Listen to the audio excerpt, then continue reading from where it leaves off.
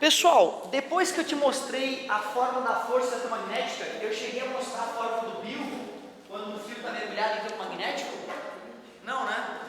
Então é isso aí, a continuação natural da aula. Olha só, no eletromagnetismo, primeiro, né, quando é que o eletromagnetismo nasceu? Quando Oersted mostrou que corrente elétrica gera campo magnético. Aí nós começamos a calcular campo magnético gerado por fio reto e longo.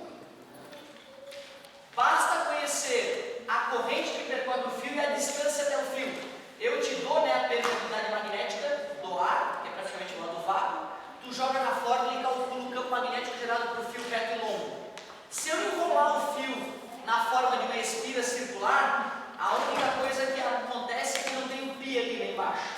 O campo magnético fica aumentado. Se eu enrolar várias voltas de fio, forma um solenoide.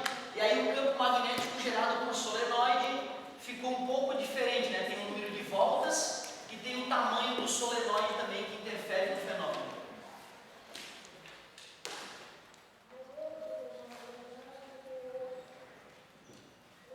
E esse zero pode parecer que é uma entidade diferente da fórmula.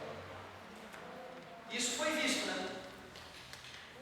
Fio reto e longo, espira e solenoide, certo? O μ0 é um valor que a gente acaba decorando depois que a gente faz um pouco de exercício, 4π vezes 10 a menos 7, Tesla, metro por ampere. Aí nós começamos a filosofar, peraí, se corrente elétrica gera campo magnético, se cargas elétricas em movimento geram campo magnético, se eu já tenho campo magnético numa região e faço uma carga elétrica passear por esse campo magnético, ela vai gerar o seu campo magnético pela sua movimentação. E como já existe um outro campo magnético, um interage com o outro. Por isso que existe a força eletromagnética, que eu mostrei para vocês, né?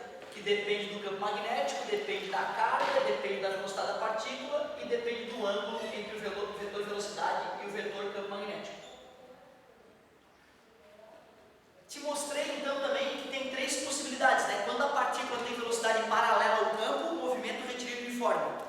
Quando a partícula tem movimento perpendicular ao campo magnético, o movimento circular uniforme. E quando a velocidade é oblíqua, o movimento helicoidal. Cheguei a comentar isso? Show.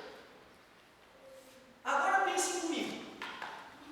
Imaginem vocês que nós temos um campo magnético uniforme, tipo aquele gerado pelo ímã em forma de ferradura. Polo norte e polo sul. Eu tenho então aqui um campo magnético que aponta do polo norte para o polo sul, um campo magnético uniforme. Imagine vocês que eu pego um pedaço de fio e faço esse pedaço de fio atravessar uma certa parte do campo magnético. Vamos dizer que tem um certo comprimento L do fio que está mergulhado no campo magnético.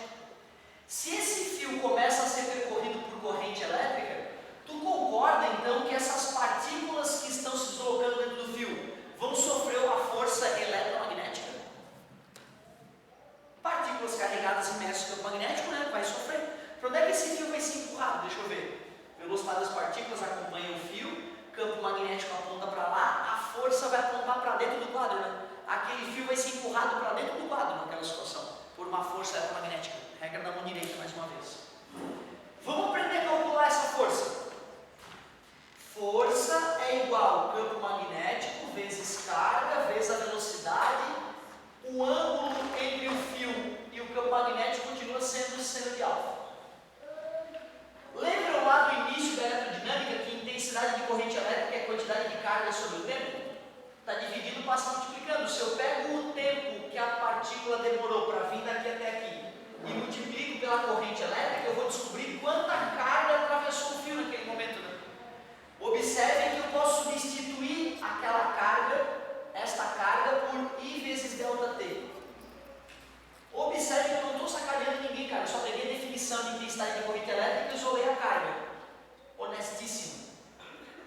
O mestre Galileu nos disse que velocidade é o que mesmo? Velocidade de distância sobre o tempo, né?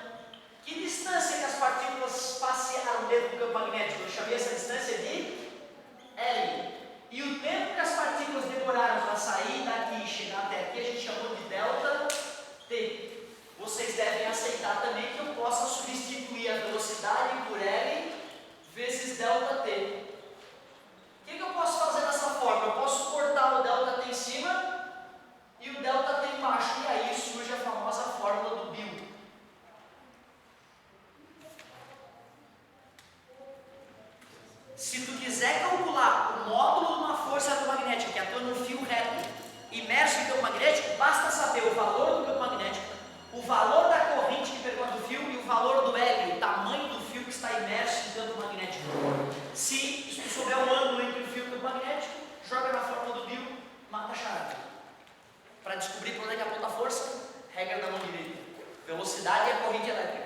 Campo magnético é o indicador, a força é o dedo do meio, empurra o fio para dentro do quadro.